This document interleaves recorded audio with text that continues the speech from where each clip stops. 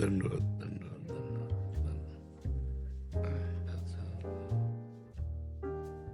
दर्शन कर आशीर्वाद की इच्छा अभिलाषा थी आज पूरी हो गई। बीएल वर्मा केंद्रीय राज्य मंत्री हूँ भारत सरकार में। जी, बहुत सुंदर है। भगवान ने जो आपको सेवा दी है ना, हाँ, आप निर्भय और निर्लोभी होकर के हमारे राष्ट्र की सेवा कीजिए, यही भगवान की पूजा है। और बीच बीच में भगवान का नाम स्मरण करते रहिएगा, क्योंकि एक समय वो भी आएगा जब ना ये शरीर रहेगा ना पद रहेगा। उसके बाद की यात्रा किससे करोगे? हमारी प्रार्थना मानना। जी। एक समय सबके जीवन में आता है, ना पद रहता है और ना शरीर रहता है। उसके बाद की यात्रा किससे होगी? ना बैंक बैलेंस से होगी, न यहाँ के पद से होगी, न यहाँ के मित्र से होगी, न यहाँ के व्यक्ति से होगी, वो केवल भगवान से होती है। तो थोड़ा बैंक बैलेंस हम उधर का भी रखें। नाम राम कृष्ण हरि, जो नाम प्रिय हो वो नाम जपें। और वर्तमान की जो हमारी सेवा है वो भगवान की पूजा है। हमने कहा निर्भय और निर्लोभी होकर। हमें अगर अपने कर्तव्य से कोई डिगाता है तो दो पॉइंट होते हैं, एक भय और एक लोभ।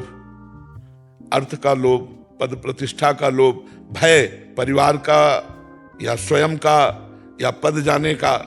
भय और लोभ ही हमें अपने कर्तव्य से विचलित कर सकता है, अन्यथा नहीं। और यदि हम अपने कर्तव्य पर बने रहे तो भगवान की पूजा होगी। जो आपको पद मिला है, अलग से आरती करो या ना करो, धर्म पूर्वक अपने कर्तव्य का पालन करो, ये बड़ी पूजा है। बीच बीच में भगवान का नाम स्मरण कर लो, क्योंकि जीवन हमारा अविनाशी नहीं है। हमारा जीवन हर समय मृत्यु के घेरे के अंतर्गत है।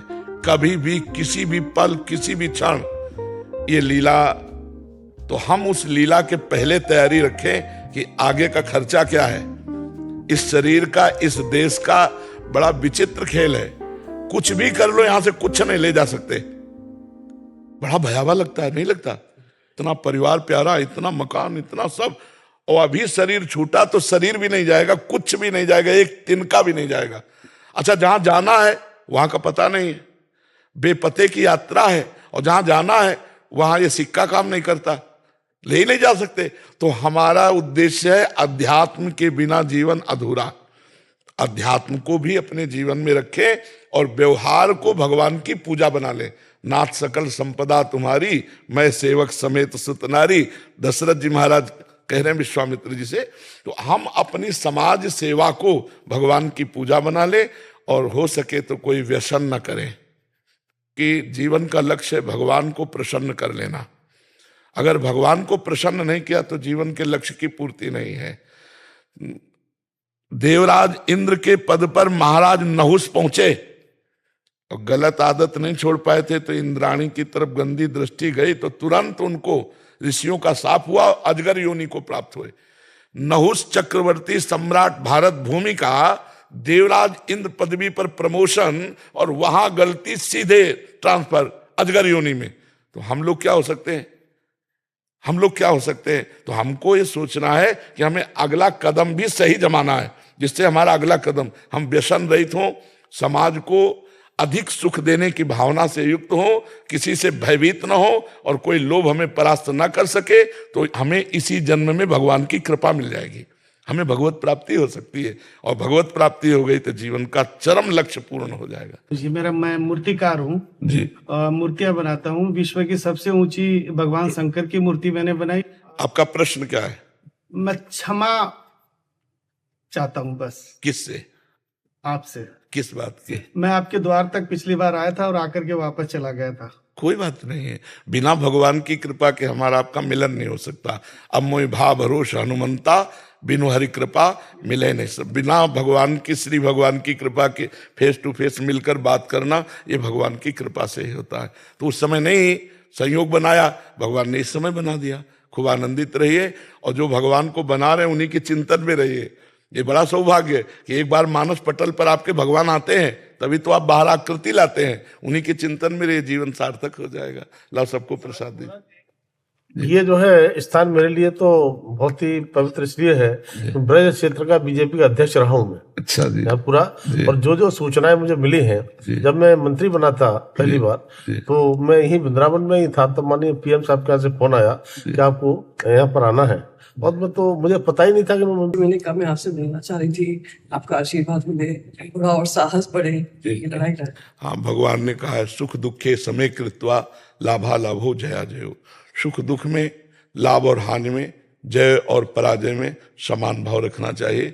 17 बार 23 अक्षोणी सेना लेकर जरासंध आया मथुरा में, भगवान ने उसको परास्त किया और जिंदा छोड़ दिया। 18वीं बार भगवान भागे, रण छोड़ भगवान कहलाएला। तो जब भगवान ने कभी कभी हार स्वीकार की है, वो तो हमको कभी अगर हार हो जाती है तो हमको गंभीर रहना चाहिए। सदैव हार टिकी नहीं रहेगी, यदि विजय नहीं टिकी तो ये पराजय कैसे टिकी रहेगी। हमें गंभीर रहना चाहिए और प्रयास करना चाहिए।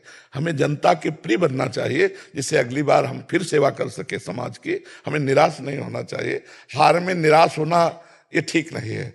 अगर निराश हो गई तो फिर आगे की तैयारी नहीं हो पाएगी। हम निराश होने पर नकारात्मक सोचें इतनी बढ़ती रहती कि भगवान पे भी श्रद्धा हो जाएगी, नहीं हो जाएगी। तो हमें लगता है निराश नहीं होना चाहिए, हमको प्रसन्न रहना चाहिए।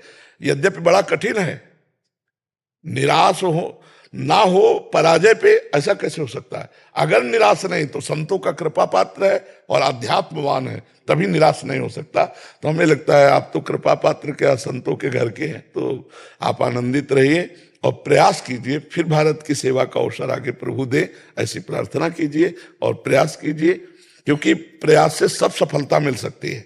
नहीं, पर गुरुजी कभी कभी लगता है कि जिन लोगों ने गलत किया और जिन लोगों ने पार्टी के साथ काम किया और वो जीत जाते हैं, तो कहीं ना कहीं लगने लगता है कि उसमें आपको बताएं, वर्तमान का कार्य नहीं है, पूर्व का प्रारब्ध भी जोर कसता है। पूर्व का उनका पुण्य जोर कर गया तो वर्तमान का प्रयास आपका असफल, और वर्तमान का प्रयास उतना ना होने पर भी वो सफल, उसमें पूर्व का प्रारब्ध भी काम करता है। तो हमें चाहिए कि आए हुए प्रारब्ध का स्वागत करें और हम धैर्यपूर्वक उसको क्रॉस कर जाएं, उसको रौंद कर आगे निकल जाएं। अगर हम पराजित भाव ले आएंगे तो निराशा आ जाएगी। नहीं, हम पराजित नहीं हैं, आया है अवसर, आगे हम फिर सफलता प्राप्त करेंगे। जी।